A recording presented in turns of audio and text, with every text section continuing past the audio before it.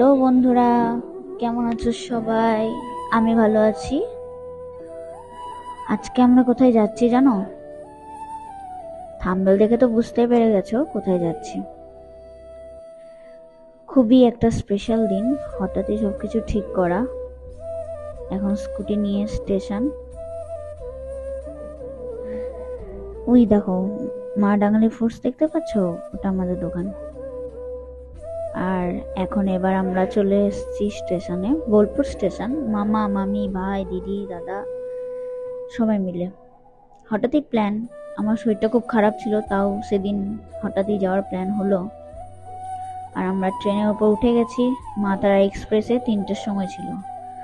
হঠাৎ ঝাপটার ঢালে ট্রেনটা দাঁড়ালো, তখন এখানে একটু নামলাম।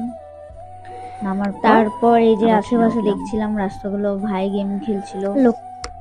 চলো বোরিং ফিল করতে করতে চলে যাই। এই যে মামা তো প্রায় ঘুমিয়েই গেছে। আমি একটা ছোট্ট ক্লিপ নিয়ে নিলাম।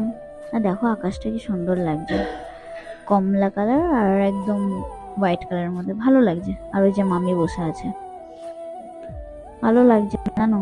এই ট্রেনের জার্নি দেখো কি সুন্দর, একদম ধান নিউ ফসল উঠেছে, কত ভালো লাগছে।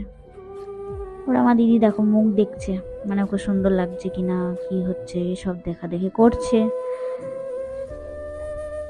তারপরে আমি ওকে বললাম যে এদিকে একটু তাকা, একটু হাইটাই কর। তোমাদের হাইটাই করলো। এখন চলে এসছি আমরা যেখানে আসার জন্য এতক্ষণ উপোস করেছিলাম, সেই জায়গায়। সবারই স্বপ্ন এই জায়গাটায় আসার, বিশেষ করে সনাতন ধর্ম যারা আছে তারা সবাই। কত বড় লাইন দেখতে পাচ্ছ তোমরা? আমি তো লাইনটা দেখে অবাক হয়ে গেলাম যে কি হবে আমাদের। যাই হোক, টুকটুক টুকটুক করে তাড়াতাড়ি চলে গেলাম। যাক, আজ ভাগ্যটা ভালো যে আরতিটা দেখতে পেয়েছি। দেখো কত ফল, ঢুকে গেছি। মায়ের আরতি শুরু হয়ে গেছে। এক অপূর্ব দৃশ্য, মায়ের আরতি।